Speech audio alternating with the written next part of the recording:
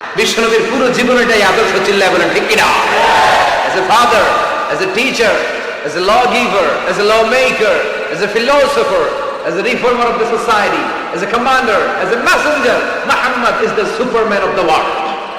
কিছু সময় কথা শুনবো, আওয়াজ করে বলেন তো বইটার নাম, আরো জোরে বলেন কি নাম? এই বইয়ে কোনো ভুল আছে? সন্দেহ আছে? সংশয় আছে? এই বইয়ের সাথে সম্পর্ক জোরদার করার দরকার আছে না নাই?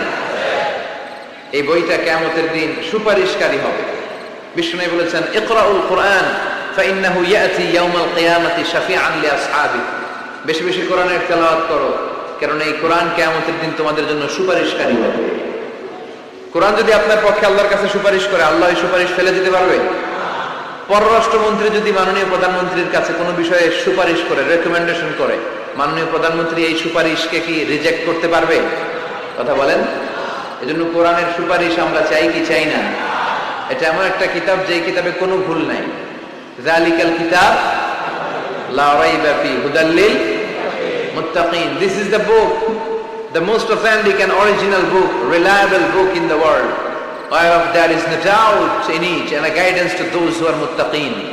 এই বইটা এমন বই যে বইয়ে কোনো ভুল নাই, কোনো সন্দেহ নাই। মুত্তাকিনদের জন্য পথ প্রদর্শনকারী হিসেবে বইটারে নাজিল করেছে কে?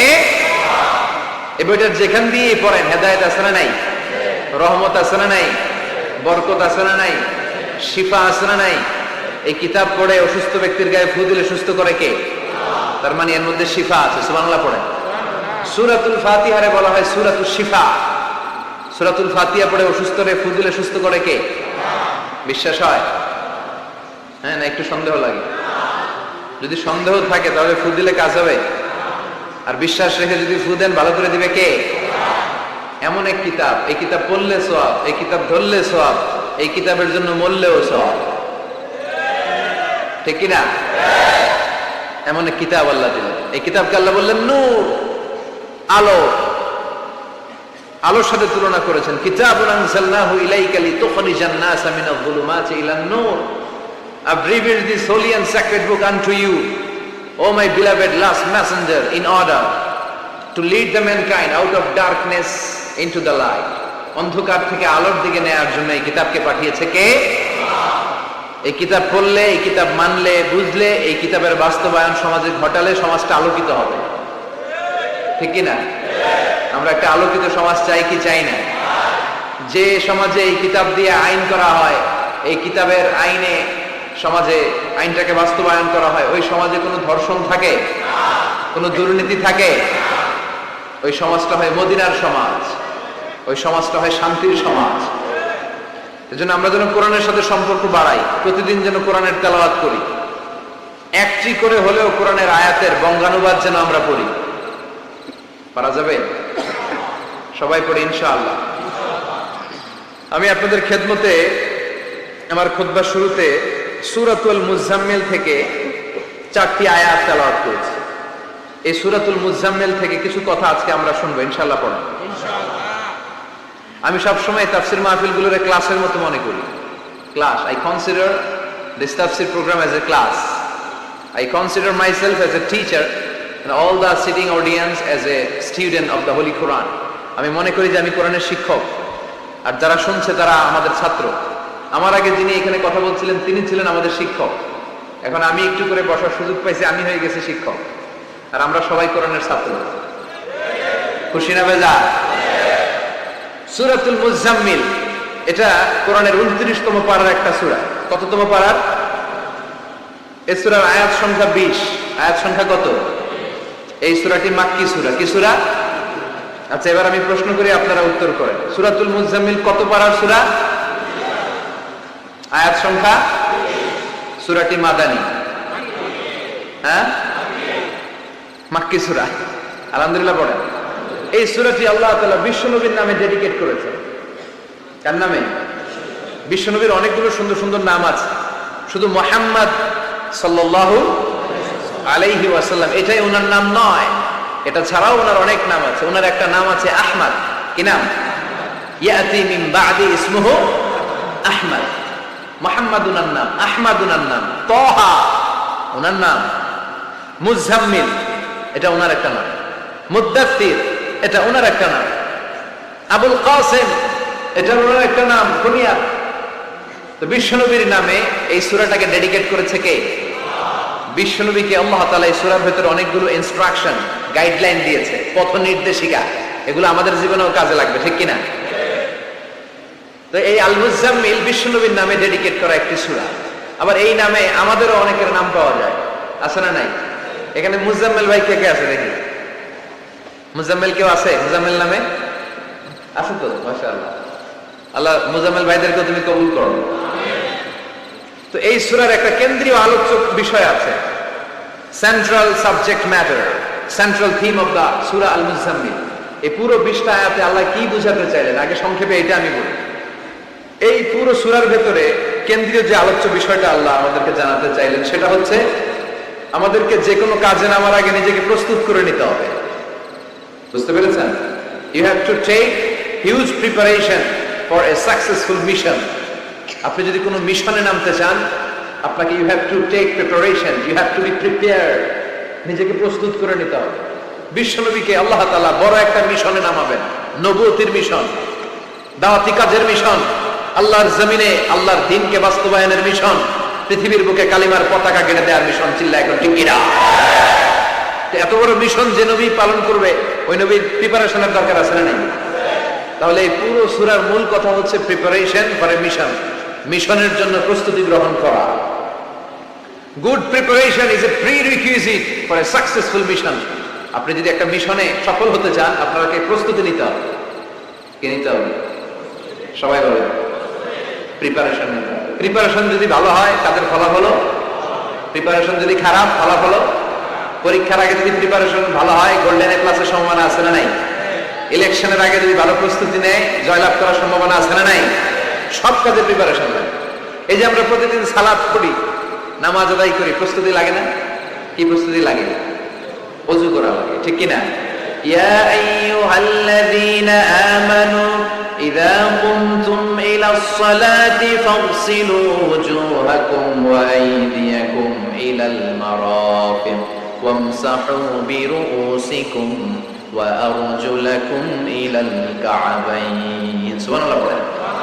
আল্লাহ ডেকে বললেন, গোলাম যখন নামাজে যাবা, নামাজের প্রস্তুতি নাও। কথাটা কার? আগে চেহারা ধৌত করো, হাত দুইটা কনুই পর্যন্ত ধৌত করো, তারপরে মাথা মাসে করো, তারপর পা ধৌত করো, তারপরে সালাত কায়েম করতে যাও। তার মানে সালাত ইকামাতুস সালাত, সালাত প্রতিষ্ঠার আগে আপনাকে প্রস্তুতি নিতে হবে। নামাজে যাওয়ার আগে ওযু করা লাগবে, ঠিক কিনা? আবার জুমার নামাজে আপনি যাবেন, আগামীকাল জুমাবার না? এই জুমার নামাজে যাওয়ার আগে প্রস্তুতি আছে না নাই? কি প্রস্তুতি আছে? গোসল করা লাগে, ঠিক কিনা? আতর মাখা লাগে, সুন্দর পারফিউম দেওয়া লাগে, তারপর জুমার খুতবা শোনার জন্য মসজিদে আগে আগে যাওয়া লাগে, ঠিক কিনা? তার মানে নামাজের আগে প্রস্তুতি লাগে, জুমার সালাতের আগে প্রস্তুতি লাগে, আবার রোজার আগেও প্রস্তুতি আছে না নাই? বিশ্বনবী রমাদান আল মুবারক আসার 2 মাস আগ থেকে প্রস্তুতি নিতেন। বিশ্বনবী দোয়া করতে শুরু করতেন রজব মাস থেকে, আর আল্লাহর কাছে বলতেন, আল্লাহুম্মা বারিক লানা ফি রজব ওয়া শাবান ওয়া বাল্লিগনা রমাদান। রজব শাবানে বরকত দাও, রমজান মাসে গুনাহ ঝরাও, সপ্তাহ জুড়ে তুমি বরকত দাও, জুমার দিনেতে গুনাহ ঝরাও, রজব শাবানে বরকত দাও, রমজান মাসে গুনাহ ঝরাও। চিল্লায় পড়েন আমিন। রমজান আসার 2 মাস আগে বিশ্বনবী রজব মাস থেকে রমজানের প্রস্তুতি নিতেন। আল্লাহু আকবার। আর পড়তেন, আল্লাহুম্মা বারিক লানা ফি রজব ওয়া শাবান। ও আল্লাহ, রজব আর শাবান মাসে আপনি বরকত দেন, ওয়া বাল্লিগনা রমাদান, রমজান মাসে পৌঁছে দেন। এখন যে মাসটা চলতেছে এটা কি মাস? হ্যাঁ, তাহলে রমজানের প্রস্তুতি নেওয়ার দরকার আছে না নাই? রমজানের 2 মাস আগ থেকে উনি প্রস্তুতি নিতেন। এরপরে ঈদ আসার আগে রমজানের প্রস্তুতি আছে না নাই?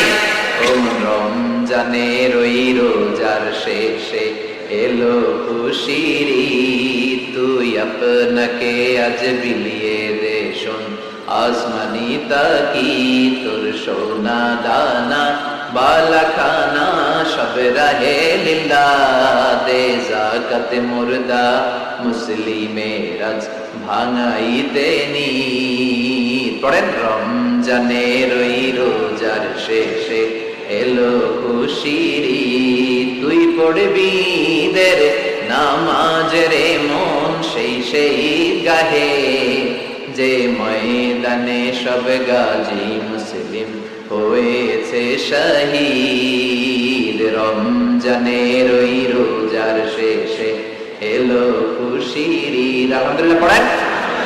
তার মানে নামাজের আগে প্রস্তুতি লাগে, রোজার আগে প্রস্তুতি লাগে, ঈদের আগেও প্রস্তুতি লাগে। এরপরে হজ যদি পালন করতে চান তারও প্রস্তুতির দরকার আছে না নেই? একজন হজ করবে, প্রস্তুতি লাগবে না? কি প্রস্তুতি লাগবে? হ্যাঁ, পাসপোর্ট লাগবে, হজের ভিসা লাগবে, তারপরে রেজিস্ট্রেশন করা লাগবে, আশকুলার হাজি ক্যাম্পে প্রশিক্ষণ নেওয়া লাগবে, রিয়াল কিনা লাগবে, ইজার কিনা লাগবে, রিদা কিনা লাগবে, বেল্ট কিনা লাগবে, হজের নিয়ম কানুন জানা লাগবে, ঠিক কিনা? দেখেন, নামাজের আগে প্রস্তুতি লাগে, রোজার আগে প্রস্তুতি লাগে, হজের আগে প্রস্তুতি লাগে, কিন্তু যাকাতের আগে লাগে না। হ্যাঁ, যাকাতের জন্য 1 বছর আগ থেকে প্রস্তুতি নেওয়া লাগে। আপনি কবে নিসাব পরিমাণ সম্পদের মালিক হলেন, ডায়েরিতে নোট রাখার দরকার আছে না নাই? তার মানে নামাজের আগে প্রস্তুতি, রোজার আগে প্রস্তুতি, যাকাতের আগে প্রস্তুতি, হজের আগে প্রস্তুতি। এই সূরার মধ্য দিয়ে রব্বুল আলামিন বিশ্বনবীরে বোঝাতে চাইলেন, ও নবী, বিশাল একটা মিশনে আপনি নামবেন, বিশাল একটা যুদ্ধে আপনি নামবেন, কালেমার বাণীকে দুনিয়ার বুকে প্রচার করার গুরু দায়িত্ব নিয়ে নামবেন। এত বড় দায়িত্ব পালনের আগে আপনার প্রস্তুতি নেওয়ার দরকার আছে না নাই? বিশ্বনবীকে প্রস্তুতি নিতে বললেন। তার মানে এই সূরার কেন্দ্রীয় আলোচ্য বিষয় হচ্ছে you have to take a very good preparation for a mission. আপনি কোন কাজে সফল হতে হলে আপনাকে প্রস্তুতি নিতে হবে, ভালো প্রস্তুতি ছাড়া সফল হওয়া যাবে। আবার যুদ্ধের ময়দানেও যখন আমরা যাই, বিশ্বনবী যেতেন, প্রস্তুতি ছিল কি ছিল না? আল্লাহ বললেন, ওয়া আ'ইদ্দু লাহুম মাসতাতা'তুম মিন কুওয়া ওয়া মির রিবাতিল খাইল তুরহিবুনা বিহি আদুওয়াল্লাহি ওয়া আদুওয়াকুম। আল্লাহ ডেকে বলেন, গোলাম, যুদ্ধের ময়দানে যাওয়ার আগে ভালো করে নিজেদেরকে প্রস্তুত করে নাও। ওয়া আ'ইদ্দু লাহুম মাসতাতা'তুম মিন কুওয়া, তোমাদের শক্তি সামর্থ্য যা আছে সব প্রস্তুত করে রাখো।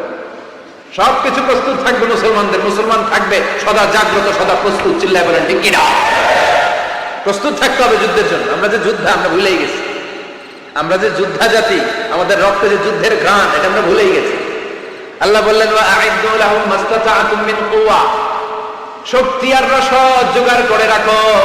তুরহিবুনা বিহি আদুওয়াল্লাহি ওয়া আদুওয়াকুম, এই শক্তি আর সম্ভাবনা দিয়ে আল্লাহর দুশমনদেরকে তোমরা ভয় দেখাবা। মির রিবাতিল খাইল, ঘোড়সাওয়ার গুলোকে প্রস্তুত করে রাখো। বর্তমানে তো ঘোড়া টোড়া নাই, এখন প্রস্তুত করে রাখতে হবে অ্যাটম বোমা, ঠিক কিনা? এখন রাখতে হবে AK-47, rocket launcher, drone, missile, ballistic ক্ষেপণাস্ত্র, রণতরী, যুদ্ধ জাহাজ, ঠিক কিনা? গোটা বিশ্বের মুসলমানদের একটা সেন্ট্রাল মিলিটারি দরকার। 50টারও বেশি মুসলিম দেশ, আমাদের সেন্ট্রাল কোনো লিডারশিপ নাই, আমাদের কেন্দ্রীয় কোনো মিলিটারি নাই। যদি আমাদের একটা মিলিটারি থাকতো, সিরিয়াতে আক্রমণ হয়েছে আমাদের বিরুদ্ধে, আমাদের মুসলিম মিলিটারি সেখানে প্রতিরোধ গড়ে তুলতো। চিল্লা এখন ঠিক কিনা? আরাকানে আক্রমণ হয়েছে, মুসলিম মিলিটারি প্রতিরোধ গড়ে তুলবে। ফিলিস্তিনে আক্রমণ হয়েছে, আমাদের মুসলিম মিলিটারি প্রতিরোধ গড়ে তুলবে। কিন্তু আমাদেরকে নেতৃত্ব দেওয়ার মতো কেউ নাই, আমাদের শক্তি সম্ভাবনাকে জোগাড় করে রাখার মতো কেউ নাই। এক রিসেপ তাইয়িব এরদোগান গোটা বিশ্বের যেখানে মুসলমানরা নির্যাতিত ওখানে ছুটে যায়। সে একা কি করবে? এরকম 10টা এরদোগান যদি আমাদের হাতে থাকতো, মুসলমানদের দিকে চোখ রাঙিয়ে কথা বলার সাহস কারো ছিল না। চিল্লা এখন ঠিক কিনা?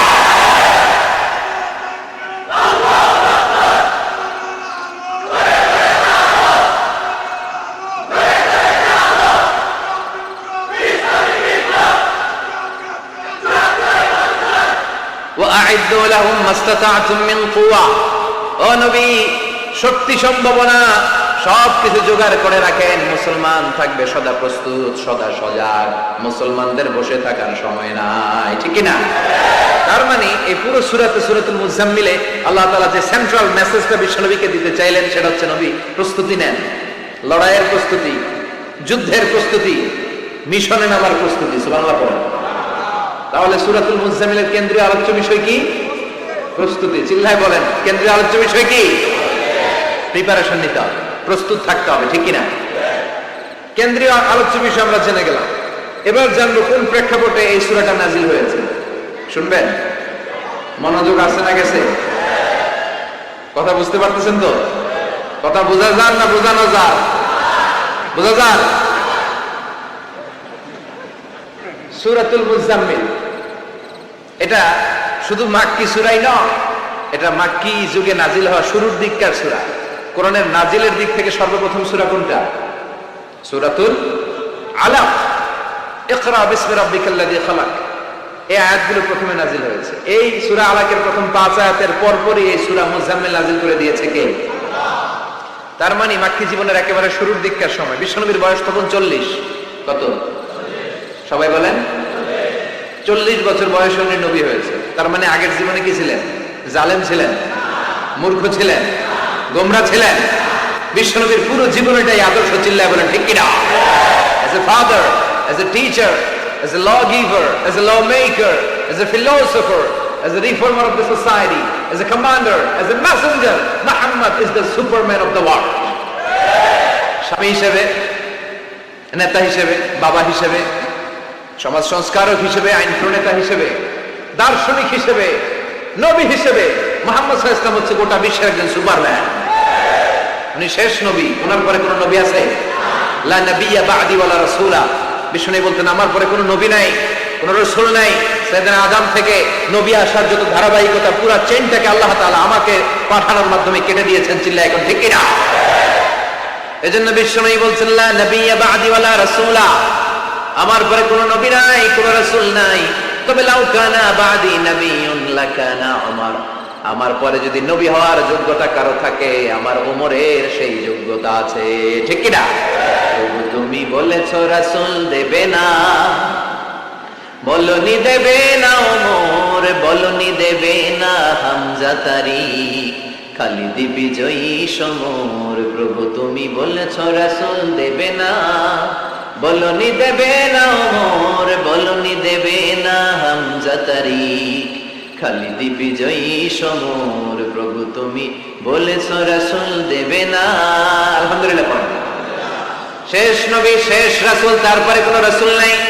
ওনার জীবনটা এমন জীবন, নবুয়তের পরের জীবন যেমনি আমাদের জন্য আদর্শ, নবুয়তের আগের জীবনটাও আদর্শ করে দিয়েছে কে? এই 40 বছরে উনি নবী হয়েছেন। তার আগে উনি ছিলেন শ্রেষ্ঠ মানুষ, as-সাদিক আল-আমিন। জীবনে মিথ্যা বলছে? ওনার ঘোর শত্রুরাও বাড়ি থেকে অনেক দূরে কোথাও বেড়াতে গেলে ওনার বাসায় ডিপোজিট করে যাইত, ওনার বাসায় আমানত রেখে যাইত। সুবহানাল্লাহ পড়েন। পার্টি করে আবু জাহেলের পার্টি। পার্টি কোন পার্টি? বিশ্বনবী বলতেন আবু জাহেলের পার্টি করে ওর কাছে ডিপোজিট রাখো। ওরা বলতো না, আবু জাহেলের দল করি কিন্তু ওর কাছে আমানত রাখা যাবে না। ওর কাছে যদি টাকার প্যাকেট রেখে যায় তাহলে আমার টাকাও শেষ, টাকার প্যাকেটও শেষ। কথা বলেন। আমানতদারিতা নাই। আমানতদারিতা ছিল বিশ্বনবীর মাঝে। ওনার জীবনী নিয়ে যদি কথা বলতে কেউ শুরু করে, কোন কুল কিনারা খুঁজে পায় না। বিয়ন্ডলেস, বাউন্ডলেস, বটমলেস, এটা তলাবিহীন সাগর। বিশ্বনবীর জীবনীটা একটা সাগর, কিন্তু এই সাগরের কি নাই? কথা বলে কোনো চলা নাই। এমন নবীকে আমরা পেয়েছি। ওনার আগের জীবনটাও আদর্শ। ছোটবেলা থেকে লাজুক ছিলেন। হালিমাতুস সাদিয়া বিশ্বনবীর দুধমা, উনি বলেন 5 বছর এই কুরাইশি মুহাম্মদকে আমি লালন পালন করেছি। একদিনও ছেলেটারে কাঁদতে দেখিনি। ক্ষুধা লাগলেও কাঁদে না, ব্যথা পেলেও কাঁদে না। কিন্তু লজ্জাস্থানের জায়গা থেকে এই শিশু মুহাম্মদের কাপড়টা একটু সরে গেলে ছোট্ট মুহাম্মদ চিৎকার দিয়ে ওঠে। কি নবী ছিলেন! 15 বছর বয়সে হালাফুল ফুদুল একটা সংগঠন করেছে। হালাফুল ফুদুল, যেটাকে বাংলা আমরা বলি হিলফুল ফুজুল। আসলে শব্দটা হালাফুল ফুদুল। হালাফ মানে শপথ, টু টেক এন ওথ, শপথ নেয়া। ফুদুল হচ্ছে ভালো কাজের উপর। উনি হাতে হাত রেখে যুবকদেরকে নিয়ে মক্কা আইন করলেন। মক্কার জমিনে কোনো দুর্বলের উপর, মাজলুমের উপর কোনো জালিমের অত্যাচার চলতে দেওয়া যাবে না। মক্কার বুকে কোনো টেন্ডারবাজি চলবে না, চাঁদাবাজি চলবে না, ধর্ষণ চলবে না, ছিনতাই আর রাহাজানি চলবে না। চিল্লায় এখন ঠিক কিনা? 15 বছর বয়সে পুরো মক্কা শহর কাঁপায় দিয়েছে। উনি তো ওই নবী, সবসময় ছিলেন অন্যায়ের বিরুদ্ধে কঠোর। ওনার ইমানটা এমন ছিল প্রয়োজনে জ্বলে উঠত। চিৎকার করে বলেন ঠিক কিনা? যে ইমানে প্রয়োজনে জ্বলে ওঠে না, যে ইমান সত্য ন্যায়ের কথা বলে না, যে ইমান প্রয়োজনে জ্বলে ওঠে না, যে ইমান সত্য ন্যায়ের কথা বলে না, যে ইমান বাস্তবে নাই, যে ঈমান অন্তরে নাই মুখে শুধু ফাঁকা বলি, কি করে তারে বলো ঈমান বলি, কি করে তারে বলো ঈমান বলি, কি করে তারে বলো ঈমান বলি। ঠিক না? ওনার ঈমানটা ছিল এমন ঈমান, প্রয়োজনে জ্বলে উঠতো ঈমানের তেজে। উনি ছিলেন ওই নবী, 40 বছরের আগের জীবনে যেমন পরের জীবনে তেমন। সুবহানাল্লাহ পড়ো। তো বিশ্বনবী 40 বছর বয়সে ওহী পেলেন। ওনার ওহীর সূচনাটা ছিল আর রুইয়া সালেহা, সত্য স্বপ্ন। বুখারীর প্রথম বাবটা হচ্ছে বাব কাইফা কানা বাদউল ওয়াহী ইলা রাসূলিল্লাহ, আল্লাহ রাসূলের কাছে ওহীর সূত্রপাতটা কেমন হয়েছে শুনবেন। সর্বপ্রথম ছিল স্বপ্ন। উনি রাতে সুন্দর সুন্দর স্বপ্ন দেখতেন। আমরা স্বপ্ন দেখি না? কি স্বপ্ন দেখেন? মারামারি, হরতাল, হ্যাঁ, টাকা, আর কি দেখো তোমরা? জিহাদি। তো বিশ্বনবী স্বপ্ন দেখতেন আর রুইয়া সালেহা, সত্য সুন্দর স্বপ্ন। আর রাতের বেলা বিশ্বনবী যাই স্বপ্নে দেখতেন, দিবালোকের আলোর ন্যায় সকালে এটা সুস্পষ্ট হয়ে যেত। চিল্লা এখন সুবহানাল্লাহ। কারণ নবীদের স্বপ্নটা ওহী। নবীদের স্বপ্নটা কি? নবীদের স্বপ্ন যদি ওহী না হতো, তাহলে একটা স্বপ্নের উপর ভিত্তি করে সাইয়েদনা ইব্রাহিম আলাইহিস সালাম ছেলের গলায় ছড়ি চালাতেন না। এটা ওহী ছিল, এটা আল্লাহর পক্ষ থেকে স্পেশাল অর্ডার ছিল। চিল্লায় বলেন ঠিক কি না? তার মানে বিশ্বনবীর জীবনে প্রথম ওহীর সূত্রপাত হয়েছে স্বপ্ন দিয়ে। তারপরে বিশ্বনবীর কাছে নিঃসঙ্গতা, নির্জনতাকে প্রিয় করে দিল কে? বিশ্বনবীর মানুষের সাথে তখন কথা বলতে ভাল লাগে না, একা একা থাকতে ভাল লাগে, একা একা ইবাদত করতে ভাল লাগে। বিশ্বনবী হেরা পাহাড়ে চলে গেলেন। কোথায়? মক্কা থেকে উত্তর দিকে 634 মিটার উঁচু ওই পাহাড়ে যে তাআব্বুদাল লায়ালি, রাত্রিবেলা তিনি ধ্যান করতেন, মেডিটেশন করতেন, চোখ বন্ধ করে স্রষ্টার অস্তিত্বকে খুঁজতেন। খুঁজতে খুঁজতে খুঁজতে 40 দিন ধ্যান করার পরে, 40 দিন আধ্যাত্মিকতার এই চর্চা করার পরে ফাজাহুল হক, সত্য বিশ্বনবীর কাছে এসে ধরা দিল। সাইয়েদনা জিবরাইল চলে আসে, এসে বললেন ইয়া মুহাম্মদ ইকরা, পড়ো। জান্নাতের একটা রেশমি কাপড়ে সূরাতুল আলাকের 5 আয়াত লেখা, রেশমি কাপড়ের ভেতরে। ওই রেশমি কাপড়টা ধরে বিশ্বনবীকে বললেন, এই প্রথম বিশ্বনবী সাইয়েদনা জিবরাইলকে দেখলেন আর বললেন ইয়া মুহাম্মদ ইকরা, পড়ো। বিশ্বনবী বললেন মা আনা বিকারি, আমি পড়তে পারি না। সুবহানাল্লাহ পড়ো। কারণ বিশ্বনবী ছিলেন নবী আল উম্মি, নিরক্ষর নবী। ওনার অক্ষর জ্ঞান ছিল না। আলিফ বা তা সা কোনটারে জিম বলে কোনটারে সদ বলে বিশ্বনবী চিনতেন না, লিখতে জানতেন না। তিনি ছিলেন নিরক্ষর, কিন্তু মূর্খ না। নিরক্ষর এক জিনিস, মূর্খ আরেক জিনিস। অক্ষর জ্ঞান নাই কিন্তু জ্ঞান আছে। কারণ বিশ্বনবী বলতেন আদাবানি রব্বি ফা আহসানা তা'দীবি, আমি পৃথিবীর কোন ইউনিভার্সিটি থেকে ডিগ্রি নেয় নাই, কেউ আমারে শিখায় নাই, স্বয়ং আরশের উপর থেকে আমারে শিক্ষাদান করেছে কে? তাই আমার শিক্ষার মতো শিক্ষা পৃথিবীর কারো শিক্ষা হতে পারে। সাইয়েদনা জিবরাইল বললেন ইয়া মুহাম্মদ ইকরা, পড়ো। বিশ্বনবী ফেল ফেল করে তাকিয়ে রইলেন, অক্ষর চিনা না, পড়বে কেমনে? বিশ্বনবী বলেন মা আনা বিকারি, আমি জানি না কেমন করে পড়তে হয়। ফাআখাযানি ফাগাত্তানি হাত্তা বালাগা মিন্নি আল জাহাদ, বিশ্বনবী পড়তে জানেন না। যখন বললাম আমি পড়তে পারি না, সাইয়েদনা জিবরাইল বিশ্বনবীকে জড়িয়ে ধরলেন, বুকের মধ্যে জড়িয়ে ধরে যত জোর ছিল বিশ্বনবীকে একটা চাপ দিলেন। বিশ্বনবী বললেন চাপের চোটে আমি আমার বুকের ভেতরে ব্যথা পেলাম। ফারসালানি, আমাকে ছেড়ে দিলেন। ছেড়ে দিয়ে আবার পড়েন ইকরা, read in the name of your lord. বিশ্বনবীর আগের কথা, আমি পড়তে জানি, মা আনা বিকারি। সাইয়েদনা জিবরাইল আবার জড়িয়ে ধরলেন, আবার চাপ দিলেন। বিশ্বনবী বললেন ব্যথা পেলাম। আবার জিবরিল বিশ্বনবীরে বললেন পড়েন। বিশ্বনবী আগের কথাই বলে আমি পড়তে পারি না, আবার চাপ দিলেন। 3 বার চাপ দেওয়ার পরে সাইয়েদনা জিবরাইল বললেন নবী এবার আপনি পড়েন। বিশ্বনবী এবার পড়তে আরম্ভ করলেন ইকরা বিসমি রাব্বিকাল্লাযী খালাক খালাকাল ইনসানা মিন আলাক ইকরা ওয়া রাব্বুকাল আকরাম আল্লাযী আল্লামা বিল কলম আল্লামাল ইনসানা মা লাম ইয়ালাম। পড়েন আল্লাহু আকবার। 3 বার চাপ দেওয়ার পরে বিশ্বনবী পড়তে আরম্ভ করলেন। সাইয়েদনা জিবরাইল এই 5টা আয়াত দিয়ে উধাও হয়ে গেল।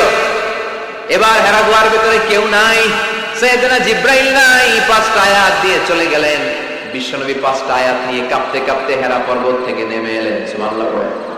এই ওহীর ভারে চাপে বিশ্বনবী কাঁপতে শুরু করলেন। এই প্রথম বিশ্বনবীর কাছে ওহির রিফ্লেকশন, ওহির ছোঁয়া, ওহির ঝলকানি, ওহির নুরানি তাজাল্লি বিশ্বনবীর হৃদয়ের মধ্যে লাগিয়ে দিল কে? এই 5টা আয়াত নিয়ে বিশ্বনবী হাত্তা ইয়ারজুফু ফুআদু, বিশ্বনবীর হৃদয় কাঁপছিল। বিশ্বনবীর ওহির প্রেসারে গায়ের মধ্যে জ্বর চলে এলো, খিচুনি চলে এলো, বিশ্বনবী কাঁপছেন প্রচন্ড জ্বরে। কাঁপতে কাঁপতে আম্মা জান খাদিজাতুল কুবরা তাহেরার কাছে এসে বলে, ও খাদিজা, আমি বাঁচবো না, আমার বড্ড ভয় লাগে। খাদিজাতুল কুবরা বললেন, নবী কি হয়েছে আপনার, কি হয়েছে? বিশ্বনবী বললেন, এমন এমন ঘটনা। বিশাল এক লোক এসে আমার কাছে পড়ো, আমি পড়তে জানি না, 3বার চাপ দিল, এরপর থেকে ঠিকই পড়তে পারি। সুবহানাল্লাহ পড়ো। বিশ্বনবী পুরো ঘটনাটা সাইয়েদাতুনা খাদিজাতুল কুবরা তাহেরাকে শোনালেন। এরপরে মা খাদিজারে বললেন, খাদিজা, আমার বড্ড ভয় হয়, মনে হয় আমি মরে যাব, আমার প্রচন্ড জ্বর এসেছে, কাঁপুনি ছুটেছে, তুমি আমারে কম্বল দাও। কি দাও? সবাই বলেন আর জোরে কম, আমারে কম্বল দাও, আমার জ্বর এসেছে, কাঁপুনি বেড়ে যাচ্ছে, চাদর দাও, কাপড় দাও, কম্বল দাও। মা খাদিজা কম্বল জোগাড় করতে গেলেন, কম্বল আর চাদর এনে বিশ্বনবীর গায়ের মধ্যে মা খাদিজা কম্বলটা পেঁচিয়ে দিলেন। বিশ্বনবী কম্বলটা পেঁচিয়ে বিছানার মধ্যে শুয়ে গেলেন। ঠিক এই মুহূর্তে সূরাতুল মুজাম্মিল নাজিল করে দিল কে?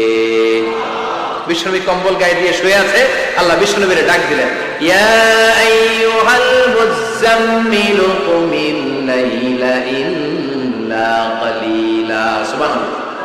আল্লাহ কি সোহাগ ভরা আদর মাখা ডাক দিলেন, ইয়া আইয়ুহাল মুজাম্মিল। এর মানে হলো, হে কম্বলওয়ালা। কি ওয়ালা? হে কম্বলওয়ালা নবী, মানে হে কমলিওয়ালা নবী। কি নবী? কমলি।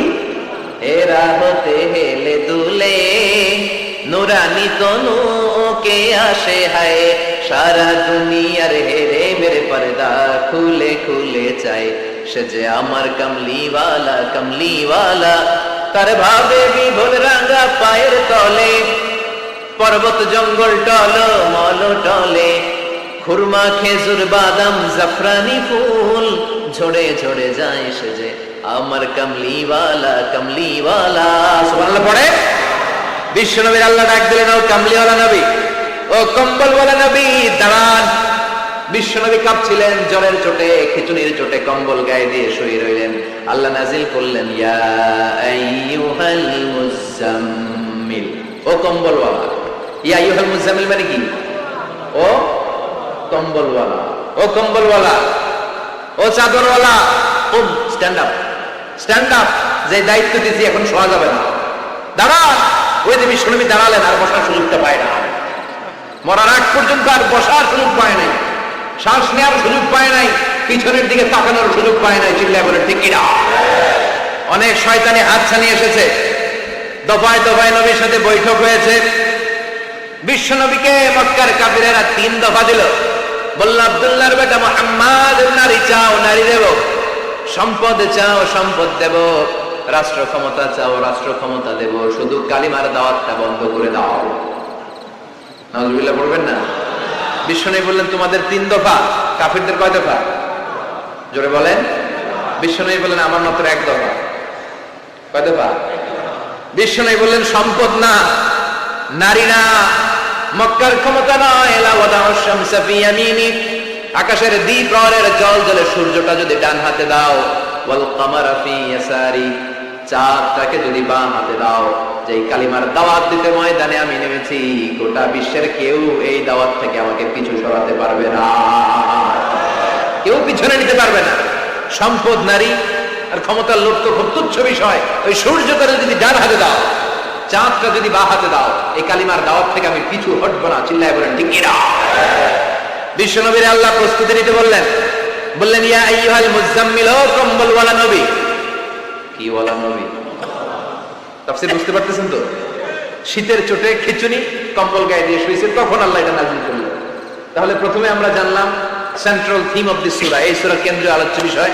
এরপরে আমরা জানলাম কোন প্রেক্ষাপটে, কোন সিচুয়েশনে, কোন পরিস্থিতিতে এই সূরাটা নাযিল হয়েছে। বুঝতে পেরেছেন?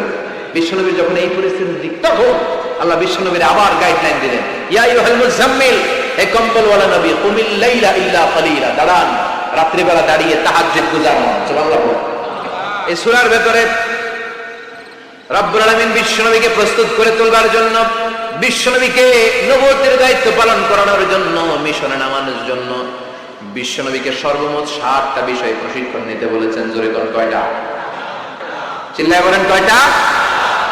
প্রস্তুতি নেওয়ার জন্য 7টা বিষয়ে বিশ্বনবীকে ট্রেন আপ করেছেন, প্রশিক্ষণ নিতে বলেছেন। আমরা একটা একটা করে 7টাই আজকে শুনবো। শুনবেন না? কষ্ট হচ্ছে?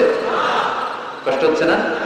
রাত কয়টা? ইন্নালিল্লাহ, 11:25, 11:35 বাজে। কষ্ট হচ্ছে না আপনাদের? আরো 2-1 মিনিট শুনবেন? হ্যাঁ, তাকবীর দেওয়া যাবে আওয়াজ করে? আওয়াজ করে পড়েন, লিল্লাহে তাকবীর, লিল্লাহে তাকবীর। বিশ্বনবীকে আল্লাহ তাআলা 7টা বিষয়ে প্রশিক্ষণ নিতে বললেন। কয়টা? কারণ সামনে অনেক গুরু দায়িত্ব। 1 নাম্বার প্রশিক্ষণ হচ্ছে ইয়া আইয়ুহাল মুজাম্মিল, হে কম্বলওয়ালা নবী, কুমিল লাইলা ইল্লা কলিলা, দাঁড়িয়ে রাত্রে তাহাজ্জুদের নামাজ পড়ো। কিসের নামাজ? তাহাজ্জুদের যায় নামাজে মরণ দিও প্রভু আমায়, একামতে দিনের কাজে কবুল করে নিও আমায়। তাহাজ্জুদের যায় নামাজে মরণ দিও প্রভু আমায়, একামতে দিনের কাজে কবুল করে নিও আমায়। পড়েন আমিন।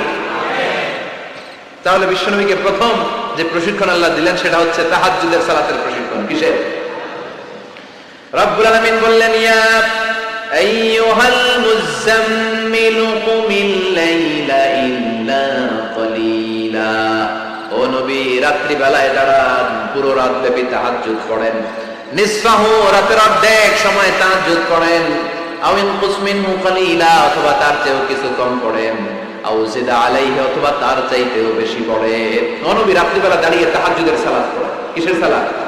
তাহলে বিশ্বনবীকে মিশনে সফল হওয়ার জন্য সর্বপ্রথম যে ডিরেকশন আল্লাহ দিলেন সেটা হচ্ছে তাহাজ্জুদের ডিরেকশন। কিসের? তাহাজ্জুদ করেননি আপনারা? পড়েন? হ্যাঁ, হুজুর ফজর নামাজ যদি পড়ি না, কি পড়ি না? তাহাজ্জুদ তো তাদের যারা ফজর পড়ে, তারা ফজরই পড়েন, ওরা আবার কি তাহাজ্জুদ? কথা বলেন। এই তাহাজ্জুদের সালাত আদায় করলে সম্মান বাড়িয়ে দেয় কে? ঘুমের আরবিতে কিছু নাম আছে। ঘুমের একটা নাম হচ্ছে নুআস। নুআস মানে ড্রোজিনেস। বাসে বসে আছেন, বাসও ঝুলে আপনিও ঝুলতেছেন, এরকম হয় না? ঝিমুনি, এটার বলে নুআস। আরেকটা হচ্ছে সামান্য হালকা লাইট স্লিপ, সামান্য ঘুম, এটার বলে পাওয়ার ন্যাপ। হালকা হালকা ঘুম, ঘুমও আসছে, আবার কে যেন কথা বলে ওইটাও শোনা যায়, এরকম ঘুম আসছে না? নাই, এটার বলে সিনা। আরবিতে এটার কি কয়? সিনা। আরেকটা হচ্ছে ভালো ঘুম, এটার বলে নাউম। এটার কি বলে? তাহলে পাইলাম নুআস, সিনা, নাউম। আরেকটা হচ্ছে জন্মের ঘুম। কিরকম ঘুম? এমন ঘুম যে ঘুমে ডাকলেও মানুষ উঠে না, যেটা শেষ রাতে আমাদের যে ঘুমটা হয়, তার 3টা-4টার দিকে কম্বল টেনে টেনে আরেকটু ঘুমাইতে মনে চায়, এরকম একটা ঘুম আছে না? নাই। এই ঘুমটাকে আরবিতে বলে হুজুদ। কি বলে? সবাই বলেন। এই হুজুদের ঘুমকে স্যাক্রিফাইস করে ওই টাইমে যে সালাতটা পড়া হয়, ওই সালাতকে আরবিতে বলে সালাতুল হুজুদ বা সালাতুত তাহাজ্জুদ। সুবহানাল্লাহ পড়বেন না? এজন্য রাব্বুল আলামিন বলেন, ওয়া মিনাল লাইলি ফাতাহাজ্জাদ বিহি নাফিলাতান লাকা আসা আন ইয়াবআসাকা রাব্বুকা মাকামান মাহমুদা।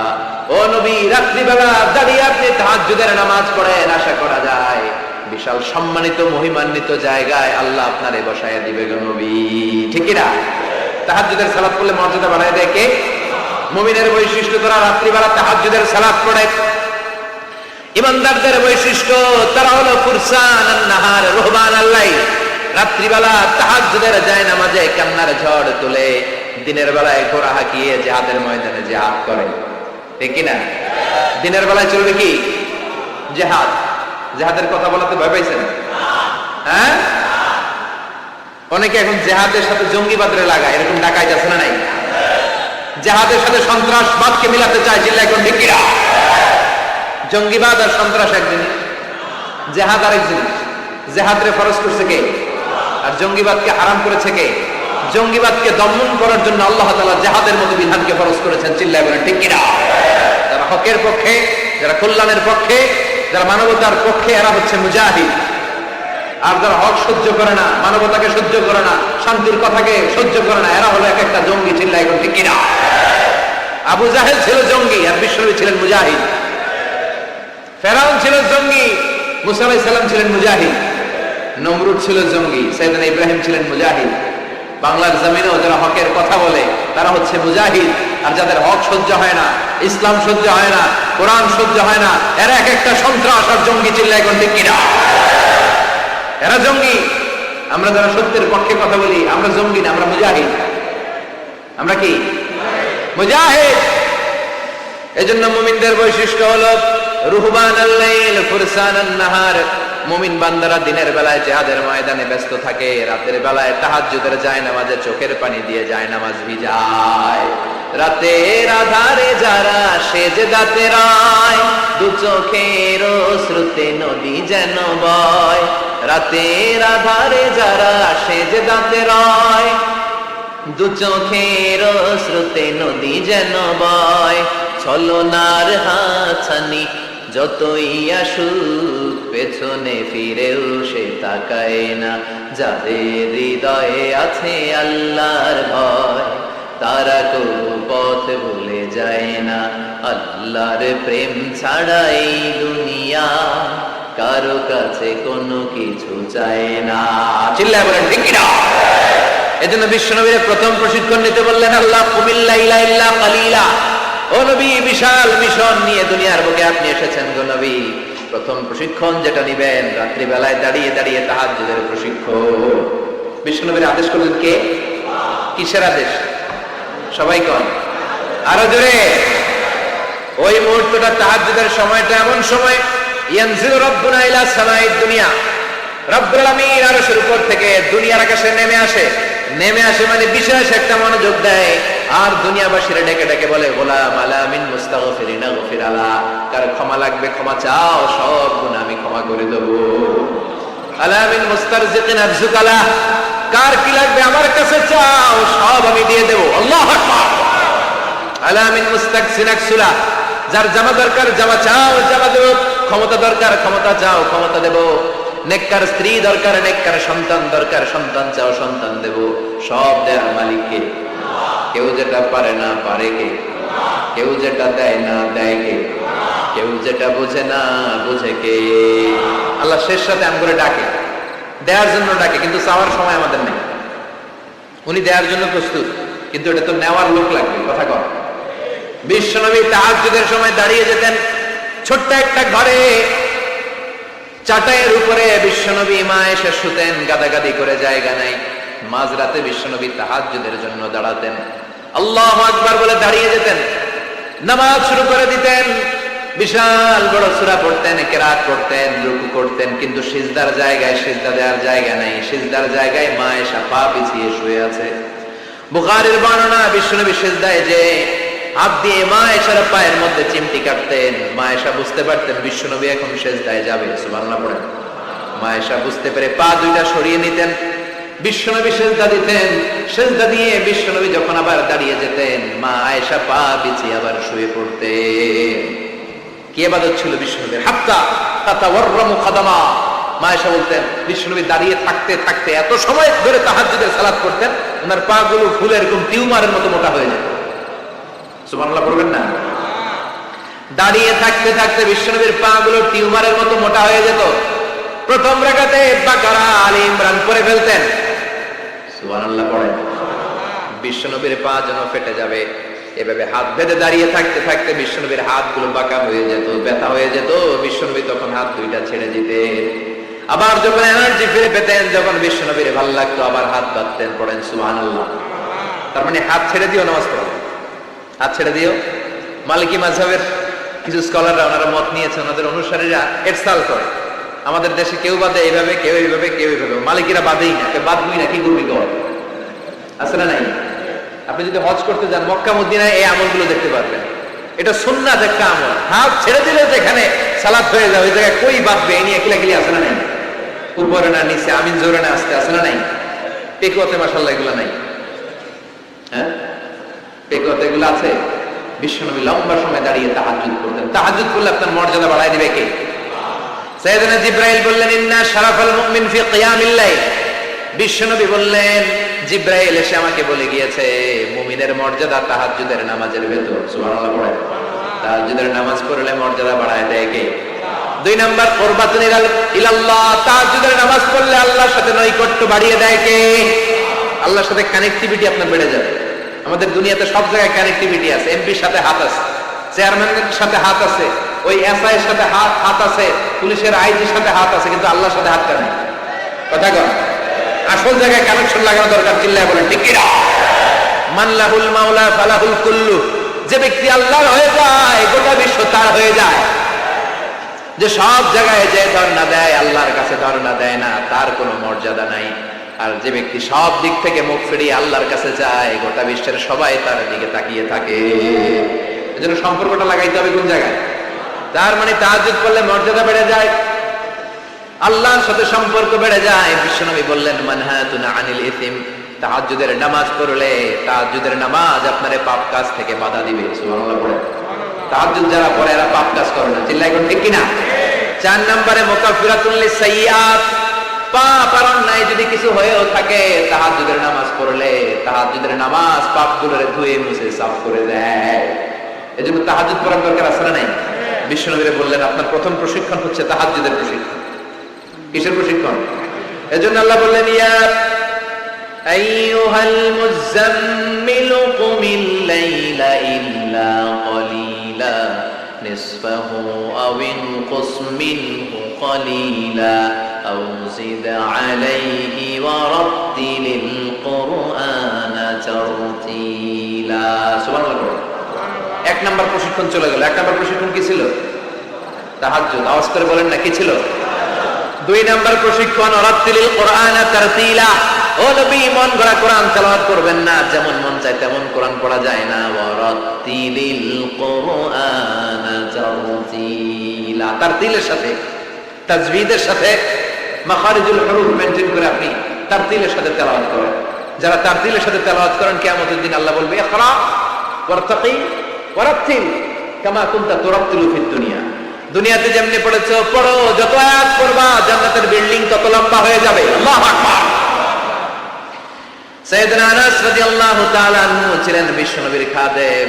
সাইয়েদনা আনাসকে জিজ্ঞেস করা হলো কাইফা কানা কিরাআতু রাসূলিল্লাহ, ও আনাস বিশ্বনবীর কোরআন তেলাওয়াত কেমন ছিল? সাইয়েদনা আনাস বললেন কানাত কিরাআতুহু মাদ্দান, বিশ্বনবী টেনে টেনে কোরআন তেলাওয়াত করতেন। সুবহানাল্লাহ পড়েন। সুবহানাল্লাহ। কিভাবে করতেন? টেনে টেনে টেনে টেনে কোরআন তেলাওয়াত করতেন। আবার বিশ্বনবীর স্ত্রী আমাদের আম্মা জান উম্মে সালামাকে জিজ্ঞেস করা হলো কাইফা কানা কিরাআতু রাসূলিল্লাহ, ও আম্মা জান বিশ্বনবীর কোরআনের তেলাওয়াত কেমন ছিল? তিনি বললেন কানা ইউকাত্তিউ কিরাআতাহু আয়াতান আয়া, বিশ্বনবী আয়াত আয়াত করে তেলাওয়াত করতেন। একটা আয়াত টেনে টেনে পড়তেন, শেষ করতেন, আরেকটা আয়াত পড়তেন, আবার শেষ করতেন। সুবহানাল্লাহ। কি তেলাওয়াত ছিল বিশ্বনবীর! বিশ্বনবীর কণ্ঠের তেলাওয়াত শুনে অনেক কাফের কালিমা পড়ে মুসলমান হয়েছে। সুবহানাল্লাহ। রাস্তে বলেন বিশ্বনবীর কণ্ঠের তেলাওয়াত শোনার জন্য শুধু মুমিনরাই পাগল ছিল না, আবু জাহেল, উতবা, শাইবা, ওয়ালিদ ইবনে মুগিরা এগুলোও পাগল ছিল। দিনের বেলা আবু জাহেল, উতবা, শাইবা বিশ্বনবীর বিরোধিতা করতো, আর রাত্রে বেলা লুকিয়ে লুকিয়ে বিশ্বনবীর কণ্ঠের তেলাওয়াত শোনার জন্য যেত। সুবহানাল্লাহ পড়বেন না? দিনের বেলা ভাষণ দিতে খবরদার কেউ মুহাম্মদের কণ্ঠের তেলাওয়াত শুনতে যেতে পারবি, কিন্তু রাত্রে বেলা লুকায় লুকায় নিজেই যেত। না জানি কত সুন্দর কণ্ঠ ছিল আমার নবী, না জানি কি সুরের ঝংকার আর রহুরি খেলতো যখন নবী তেলাওয়াত করতো। সুবহানাল্লাহ পড়বেন না? এজন্য আল্লাহ বললেন ওয়ারাত্তিলিল কুরআনা তারতিলা, ও নবী ধীর স্থির ভাবে পড়েন। আবার বিশ্বনবী বলছেন সাইয়িনুল কুরআনা বিআসওয়াতিকুম, তোমাদের কণ্ঠে যত সুন্দর সুর আছে, লহরি আছে, ঝংকার আছে, সবগুলো দিয়ে কোরআন তেলাওয়াত করবা। আবার বিশ্বনবী বলছেন মান লাম ইয়াতাগান্না বিল কুরআন ফালাইসা মিন্না, যে গুনগুন করে সুর করে কোরআন তেলাওয়াত করে না ওই লোক কখনো আমি নবীর উম্মত হতে পারে। এজন্য সুর করে কোরআন তেলাওয়াত করবেন। কি করে? অনেকে কয় হুজুর আমার সুর নাই। আপনার সুর নাই তো কি আছে? আপনার যেটা আছে ওইটাই সুর, যেটা আপনার আছে ওইটাই সুর। সুর নাই কে বলছে? টয়লেটের ভিতরে ঢুকলে বোঝা যায় কি সুর আছে। বাথরুম সিঙ্গার আছে না, কাপড় খাসতে বসলে কি সুন্দর গান শুরু করে, ঘুম ভাঙাইয়া গেল রে হে মারার কোকিলে, আছে না নাই? তখন সুন্দর সুন্দর গান বের। কিন্তু কোরআন তেলাওয়াত করতে গেলে সে সুর আমার সুর নাই। আপনার যেটা আছে ওইটাই আপনার সুর, ওইটা দিয়ে তেলাওয়াত করুন। মিসরের রাশিদুল ফাসি, আব্দুর রহমান সুদাইস বান্দার ইবনে আব্দুল আজিজ আল বালিলা, এদের তেলাওয়াত শুনছেন? কি সুন্দর তেলাওয়াত! বিষ্ণুবীর তেলাওয়াত ছিল টেনে টেনে পড়তেন, প্রতিটা আয়াত শেষ করে আবার নতুন আয়াত ধরতেন, ঠিক কি না?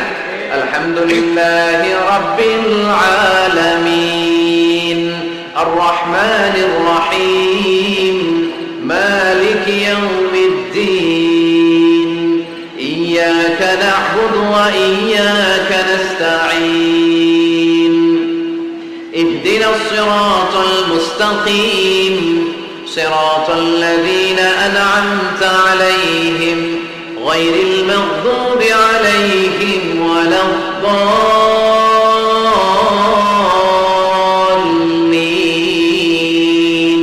পড়েন আমিন। থেমে থেমে এক আয়াত শেষ, আরেক আয়াত, ওই আয়াত শেষ, তারপর আরেক আয়াত। বিষ্ণু বলে রুব্বা কারিল কোরআন ওয়াল কোরআন ইয়ালআনহু, কোরআনের অনেক কারি আছে যে কারীদেরকে কোরআন রহমত না দিয়ে লানত দেয়। এরকম আছে না নাই? বিশ্বনবী প্রতি আয়াতের পরে থামতেন, কি সুন্দর টেনে টেনে পড়তেন।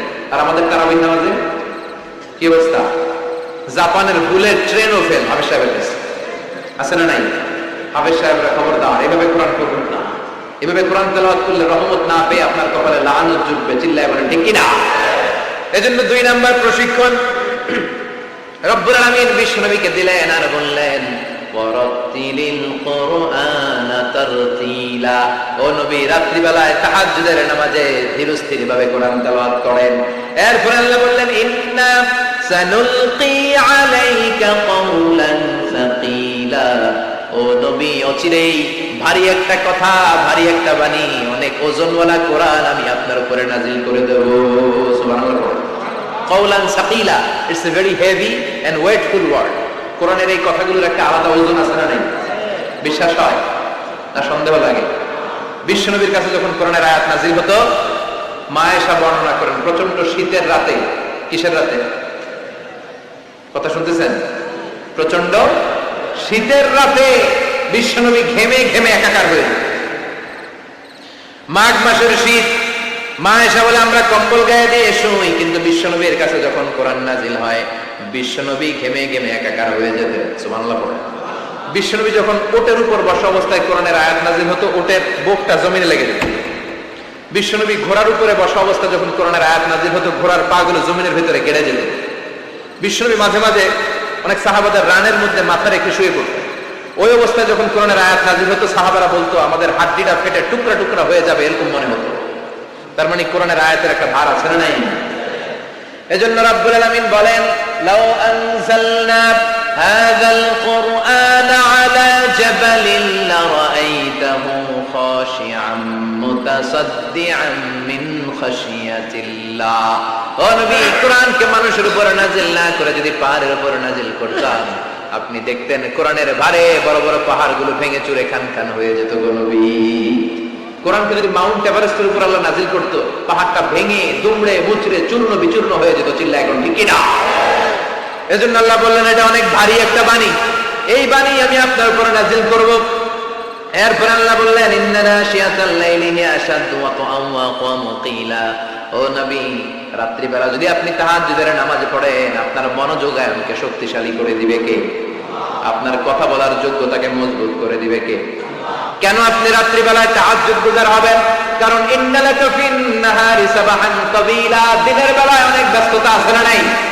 দিনের বেলায় মানুষগুলো কাজকর্ম নিয়ে ব্যস্ত হয়ে যায়, তখন অনেক গোলমাল, তখন নয়। রাত্রি বেলা তাহাজ্জুদ।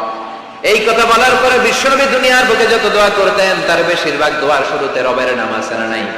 রব্বানা যালামনা আনফুসানা ওয়া ইল্লাম তাগফির লানা ওয়া তারহামনা লানাকুনান্না মিনাল খাসিরিন।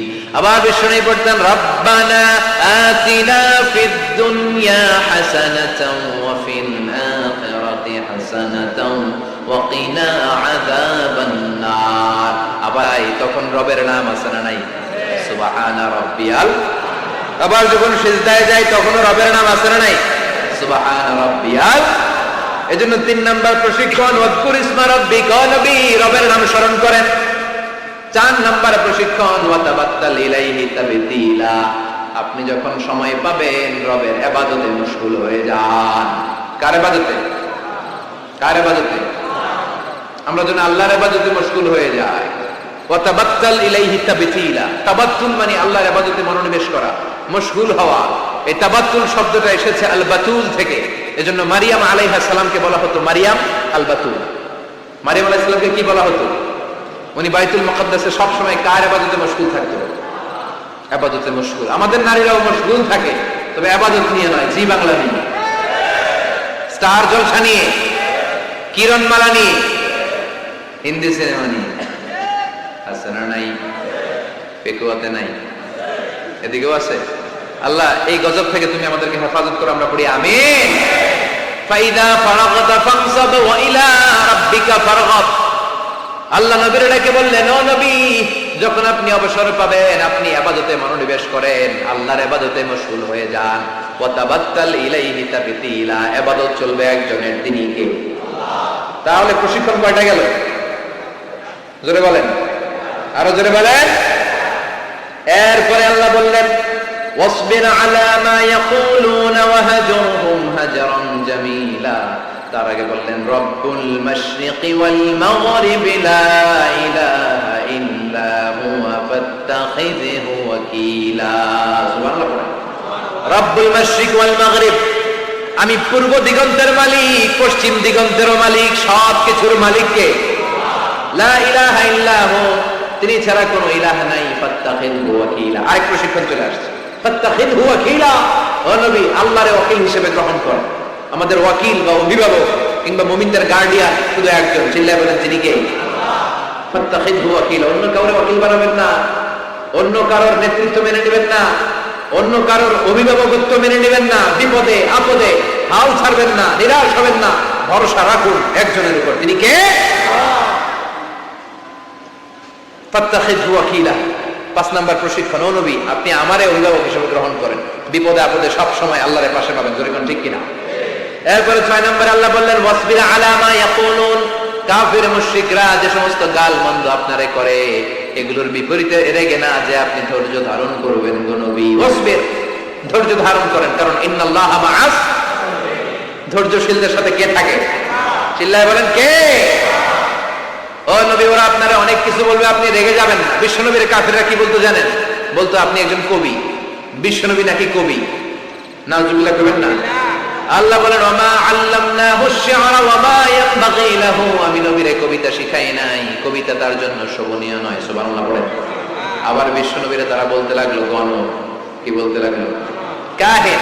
আল্লাহ বলে, ওয়ালা বিকাউলি কাহিন, এটা গণকের কথাও নয়, এটা আল্লাহর কথা, ঠিক কিনা? এরপরে বিশ্বনবীর ওরা বলতে লাগলো মাজনুন, মানে পাগল। আল্লাহ বলে, ওয়া মা সাহিবুকুম বিমাজনুন, তোমাদের সাথী আমার হাবিব কিন্তু পাগল নয়। সুবহানাল্লাহ। এরপর ওরা বিশ্বনবীর গালে দিতে লাগলো সাহির বলে।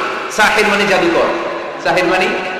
আল্লাহ বলে না, আমার নবী জাদুকর না। এরপরে ওরা বিশ্বনবীর বলতে লাগলো আবতার, মানে নির্বংশ, লেজ কাটা। আল্লাহ বলে না, ইন্না শানিয়াকা হুয়াল আবতার। যারা বিশ্বনবীর লেজ কাটা আর নির্বংশ বলে, ওরাই লেজ কাটা, নির্বংশ আর জাহান্নামের নরকে আর পিতৃ পরিচয়হীন জারদ সন্তান। চিল্লায় এখন ঠিক কিনা? বিশ্বনবীর বিরুদ্ধে যারা কথা বলে, এগুলো জাহান্নামের নরকে। ওরা বলে, মুহাম্মদ তোমার কোনো ছেলে বেঁচে নাই, তোমার 4 মেয়ে, তুমি ইন্তেকালের সাথে সাথে তোমার বংশ নির্বংশ হয়ে যাবে, তুমি লেজ কাটা। আল্লাহ বলে না, রাফা'না আলাকা যিকরাক, নবী আপনার সম্মানকে আমি আকাশ চুম্বি করেছি, আমার নাম যেখানে আপনার নামও আমি রেখেছি সেখানে, ঠিক কিনা?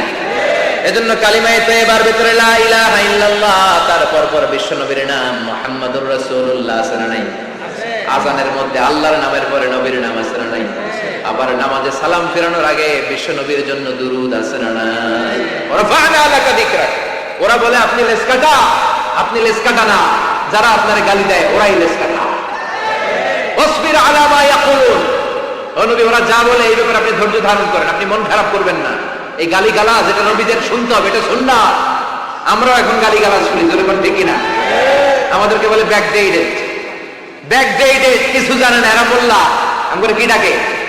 একজন মেম্বার অফ দ্য পার্লামেন্ট কয়েকদিন আগে সংসদ ভবনে বলছে মোল্লাতন্ত্র। কি বলছে?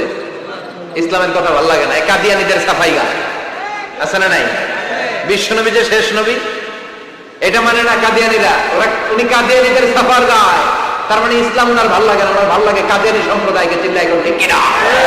বিশ্বনবীরে বলেছে কবি, ওনারে বলেছে গণক, ওনারে বলেছে জাদুকর, ওনারে বলেছে পাগল, ওনারে বলে লেস কাটা। ওই গালিগুলো আমাদেরও শুনতে হবে যদি নবীর অনুসারী হই। আমাদেরকে এখন গণক বলে না, পাগল বলে না, আমাদেরকে বলে মোল্লা, আমাদেরকে বলে রাজাকার, আমাদেরকে বলে যুদ্ধাপরাধী। চিল্লা এখন ঠিক কিনা? যুগে যুগে গালি গালা যাচ্ছে না নাই?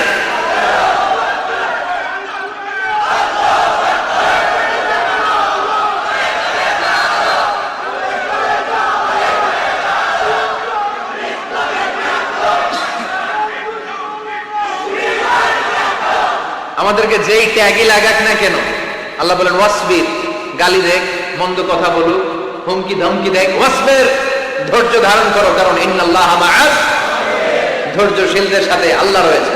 যারা জমিনের উপর জুলুম করে তাদের জন্য আল্লাহ কোনো সাহায্য পাঠায় না।